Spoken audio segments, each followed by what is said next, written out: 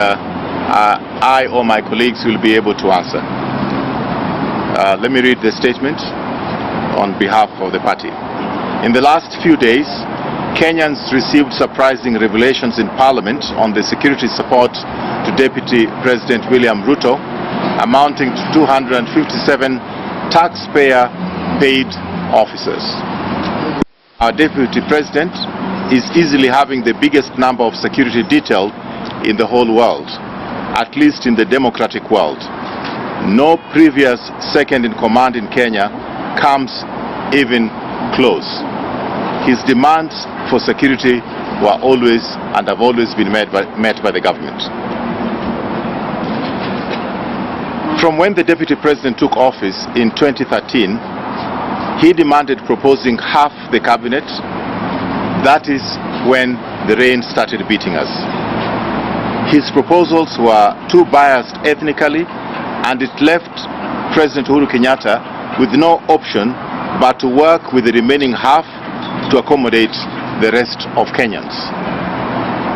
These unfortunate demands of the Deputy President would extend to other senior political appointments in government for the whole of the 2013-2017 cycle. Deputy President William Ruto exhibited an amazing level of short-sightedness by failing to appreciate the fact that even those Kenyans belonging to other ethnic communities that did not vote for the Uhuru Kenyatta government were at the end of the day still Kenyans who had a right to services and to opportunity to work and to do business with the government of Kenya. This is an element of to serve all Kenyans without fear or favor oath of office that both the Deputy President and the President have to take on assumption of office. It is an open political secret that in the first term of the presidency of President Uhuru Kenyatta, the Deputy President William Ruto possessed some quote-unquote political blackmail stock options that he used to his great personal advantage. Kenyans have heard ad nauseam about these political blackmail stock options, always coming in the form of, oh, we have the numbers in Parliament, complete with pictures profiling these numbers at his current residence or in Naivasha or wherever, where bodyguards and drivers are sometimes added to bolster the numbers. During the 2013-2017 cycle, this blackmail was subtle and in private. It is not about numbers. This political speak, this we can say is to say I can pull out the support of my tribe if you do not get this for myself. If I do not get this for myself. It would probably be excusable if it is about support for the tribe, but is now becoming clear for all Kenyans to see that it is about self. Ubinafsi na Ulafi wa hali ya juu. Unfortunately, for the so-called UDA, political blackmail stock options have a battery life and have a shelf life. Through it all, President Uhuru Kenyatta has remained focused on the big picture for the good of Kenya, implementing the Big Four agenda and securing peace and stability through inclusion, because without peace, no development and prosperity can be sustainable in our country. We believe that our president has been very tolerant and has accommodated his past behavior and demands as a statesman whose mission is to make Kenya viable by uniting our country. The president continues to focus on the big picture, and we congratulate him for that. We believe that our president has been very tolerant indeed. The blackmail stock options expiry date was immediately after the 2017 elections. The battery died after the handshake because the numbers game and the blackmail of withdrawal of tribal numbers lost political potency at that time. This is the truth that all Kenyans should know. Not only can the DP no longer blackmail Kenyans, the people of Kenya will not accept to be blackmailed. In this latest saga on his security detail, would like to congratulate our deputy party leader William Ruto for his honesty to admit that he himself is a very rich hustler. Mgala muue, lakini haki yake mpe, as the Swahili people would say. It was an admirable display of optics and demeanor of humility before his real self and ego came back as he launched a scathing social media attack executed by his foul-mouthed political mouthpieces and bloggers, with most of the vitriol directed at the person and family of the founding father of our nation, Mzee Jomo Kenyatta, who is not here to defend himself.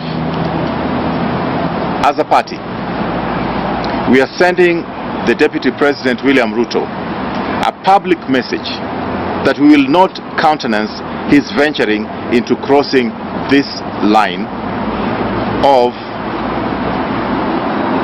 referring to the family of the president, the late President Mzee Jomo Kenyatta.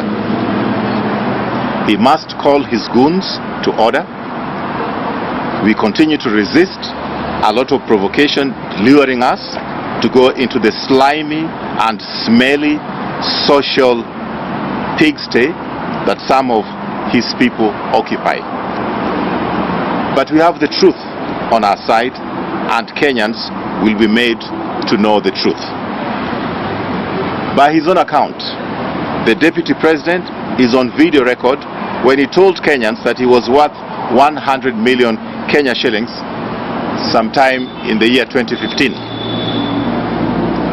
In the intervening 7 years, he has worked very hard in his businesses, and now therefore he has assets like choppers, hotels and land worth billions of shillings. We would like to congratulate His Excellency Dr. William Ruto for being able to make such amazing strides in business, even as he was studying for his PhD, concurrently with running a multi-billion shilling empire and carrying the heavy burden of working as number 2 in command and being involved in presidential campaigns on his Sundays, still sparing time to do harambes from his hard-earned sweat money. From our records, he has been more generous than Safaricom and some other blue-chip companies. Maybe for such major feat, he expects us to lie prostrate in awe as the great deputy leader, in admiration for such prowess, the chosen one. But as our leader, we would like to make the following requests that we consider to be legitimate, stemming from the proceedings in the last few days. 1, while the exact average of what he said to own may still be debatable, he has accepted the ownership of at least 3,600 acres. Most of our hustler nation citizens, as he calls them, are only hoping or dreaming to own 0.2 acres. We do not expect him to give his personal land, but given his good heart and in the spirit of Chinese saying that say do not give fish but show somebody how to fish, he can greatly help here. May it please His Excellency the Deputy President Dr. William Ruto, EGH, UPL, DL, CH, to show these our young people all the skills on how to acquire such property in such a short time. He should teach us, the clueless adults in this country, how we can do the same.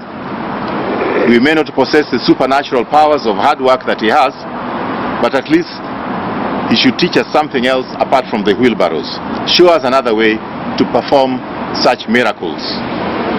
Number 2, we would like to thank the Deputy President William Ruto and congratulate him for telling us about his chicken farm that makes for him some 1.5 million shillings every day. We thank him because his generosity that adds up to millions at different churches and transport money paid to his many visitors at his current residence was not adding up actually. People of goodwill may even have thought of making a contribution. But with an income of 1.5 million shillings a day, our deputy president is okay. The only thing left in his wonderful act of transparency is for him to show us the figures with respect to his very big payment to Kenya Revenue Authority. A great leader should lead from the front. We request that as a person who is also a good Bible-quoting born-again Christian, he will shame the devil and publicly give all Kenyans this information. Give unto Caesar what is Caesar's, and unto God what belongs to God. Mark 12:17. And then there's a small matter of Aror Kimwarer saga. The deputy party leader and the deputy president told Kenyans that only 7 billion shillings had disappeared.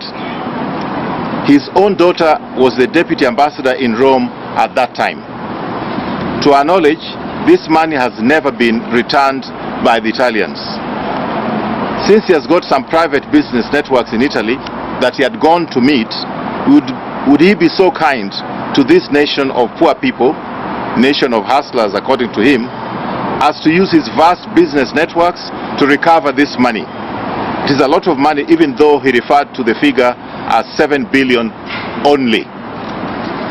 Even with the DP's chicken farm income of 1.5 million net a day, it will take some 13 years before that chicken farm produces 7 billion shillings. But that may be beside the point. We request a truthful response of the deputy president to these matters raised for the sake of Kenyans. The time is over for cheap media spin doctoring, as we witnessed recently when he said that he could accept for G4S security. Now that we know that G4S are his standard, it should be easy to calculate the price per askari who are posted to his private properties during the era of blackmail stock options and have it paid to the Kenyan taxpayers. Maybe he can also extend this little refund to Wanjiku and the hustlers. I think that's the end of the press release.